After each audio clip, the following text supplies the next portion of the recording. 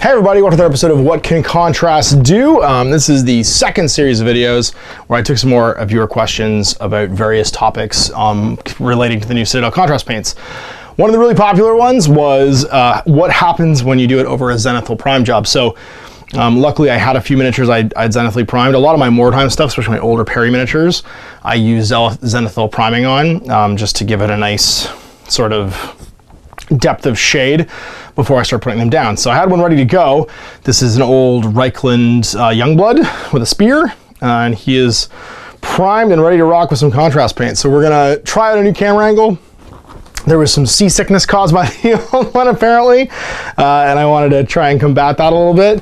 So let's do some paints, throw some paints down on this fella, and then we'll put it on the turntable, of course, and see how it looks when it's dry. So let's start off with the easy stuff in the small areas, and we'll do some flesh.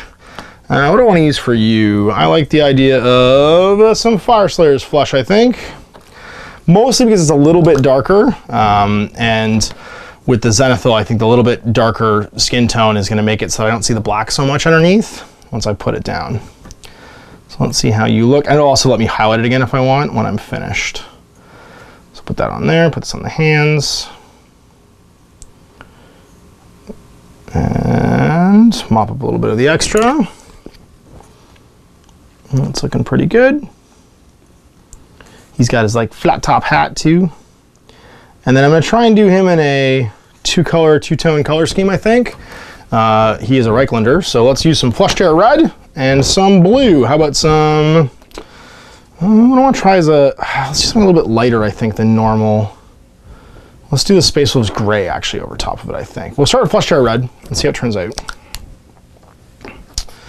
On his pants. So let's give you red pants. Hey, Mr. Blue Pants, I'm going to paint your pants blue. People who get that reference are probably in the same age category as me.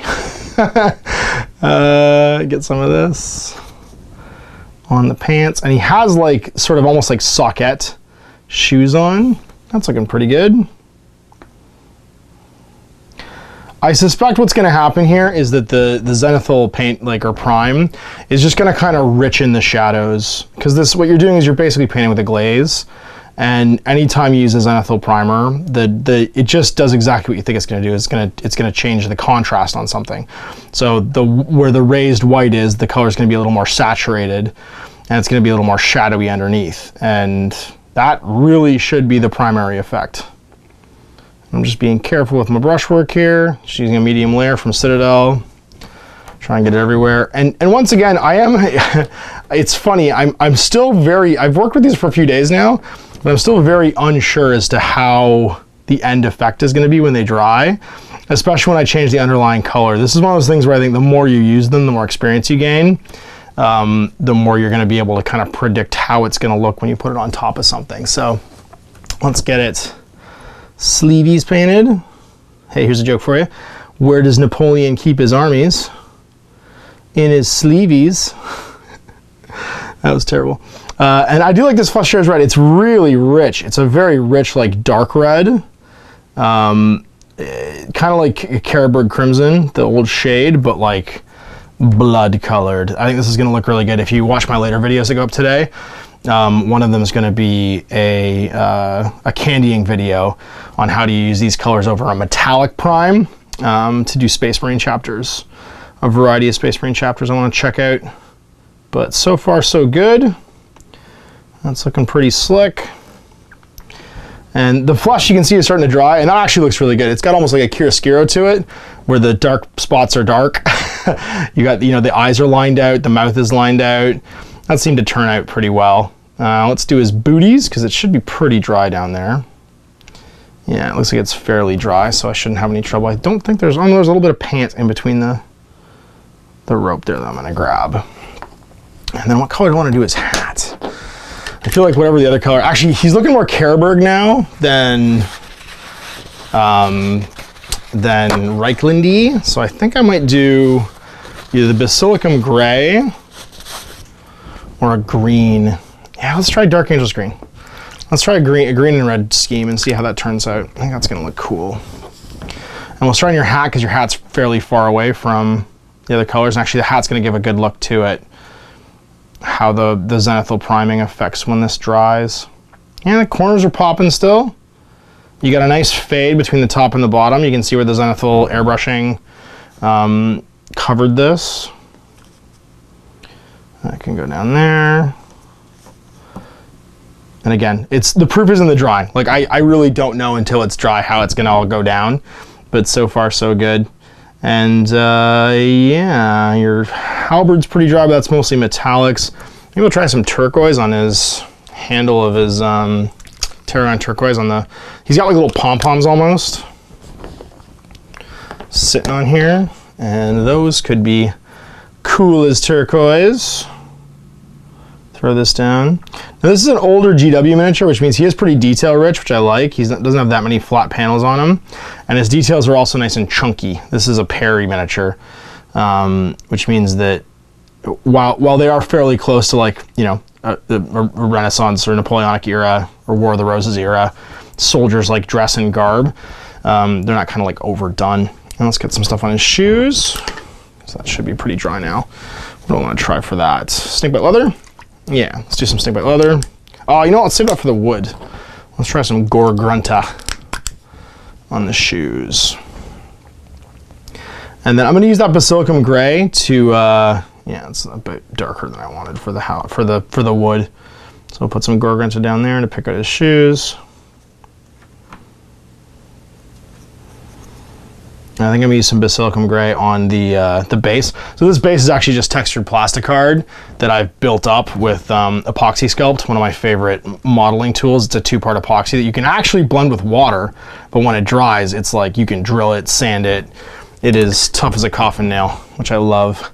And I'm actually just gonna put a dot of flour slayer back on his knee, because I just realized that that knee is bare flesh and I didn't go back and do it. Let's put some of this Guerrilla on his satchel. It's not a purse, it's a satchel. Indiana Jones had a satchel. Get that on there. And his water skin back there too, actually, and then all the straps. I do like how big and chunky the detail on these old Perry miniatures is, because they're great for showing off like this particular type of painting. They're not too hard to block in without hitting the surrounding areas. Newer miniatures, especially like the Infinity miniatures, when I was showing off painting the brawlers, there was a good like it was a little more stressful. There was a good chance I was going to miss and touch something else. And there's a bit of strap on the front there going across his breastplate. So far so good. That breastplate is metal, so I'm going to actually save that, I think, and just dub some basilicum gray on it later on. The strap on his hat though is brown. The question is, what color do I want to do his hair? I'm not sure.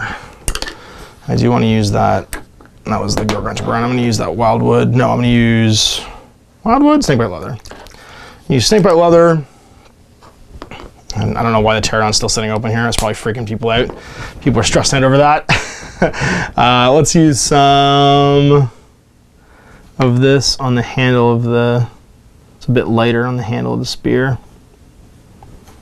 Trying to get it near anything that's still wet. I don't think there's much that's still wet. There's a bit of pooling in there of the red. I'm gonna mop that up because it's run down off the rest of his arm. And put that around there. What color do I want to do his rope? Gray maybe?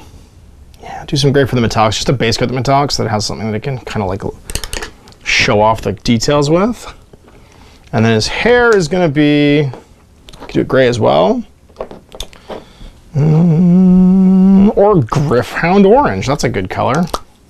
Give him some long ginger locks. See how that goes with a little bit of the Zenithal in there. Things like hair and fur really are where I think this paint line shines, because they make the texture pop without too much worry and bother. You have to go back in and highlight it again afterwards. And that green is still a little bit damp, so I'm just gonna be careful to avoid it. People keep asking me how the paints taste, and my answer is on a scale of 1 to chestnut ink. I guess Bad Moon Yellow. Jokes about 90s paints. Yeah, blend in a little bit, but whatever. This is just a test model. This is just to show you the basics. And oh, there's a little bit of his. Oh, that's all chest plate. That might be his neck actually. It's kind of hard to tell. but I think we're just gonna say that's also neck, and I'm gonna throw some Fire Slayer in there, just to make that pop too. And it's really just the chest plate and the rope. I'm gonna use the gray on both use Basilicum Gray on the rope and also on the rest of the spear, just to make the spear kind of pop out. And then I can go and highlight the spear with silver and stuff later on if I want. Because this is a classic old Perry Mini, I'd like to actually finish painting him later on. Because he's going to get used for things like Mordheim and Frostgrave and Rangers of Shadow Deep and all the great campaign skirmish games where you want to do with the spear. A nice looking dude with the spear. Yeah. I'll put some of that on the cobblestones too, because why not? Let's see how that looks with a bit of priming. And I mean, it's a quick and dirty paint job, but it's not bad. It's definitely picked out the highlights. Although you almost would want, I think it is a bit darker than I thought it was going to be. I would almost say if you're going to do the Zenithal priming, you want to go back and maybe even like dry brush it a little bit. Like give it, like really pick out the edges. But if you're gonna go back and highlight this thing, I mean, it's fine. It's just making the shadows a bit darker than they were when you were doing it the other way. But we'll let this fellow dry and we'll put him on the turntable so you guys can see how he turned out. So here's my old Perry Youngblood done with some Zenithal priming with the airbrush and then painted up with the new paints. Now you can definitely see that the depths, the dark shadows are a lot darker.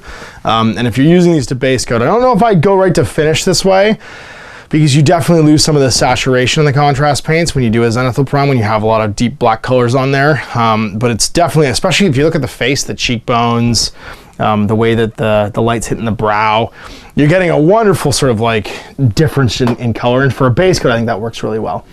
Would I do this all the time? If base coating, yes, but it's really no different than Zenithal priming and then just going over it with thin paint, right? So I don't know that just a bit of medium in paint isn't going to get you the same effect as the contrast paints. And I don't think Zenithal priming particularly adds much to using the contrast stuff. So it's certainly possible. It does desaturate the colors a little bit because there's more shadows basically in the shadows. But if you're looking for base coats and quick and dirty finishes, then obviously this will once again speed up the amount of differential between the dark places and the light places. So it's really not changing much that you would be doing if you weren't Zenithally priming anyway, but you can now see and have a look at what the effects are like with these new paints. I hope you enjoyed that. We'll see you for the next What Can Contrast Do? Yeah, we'll take a look at some space paints.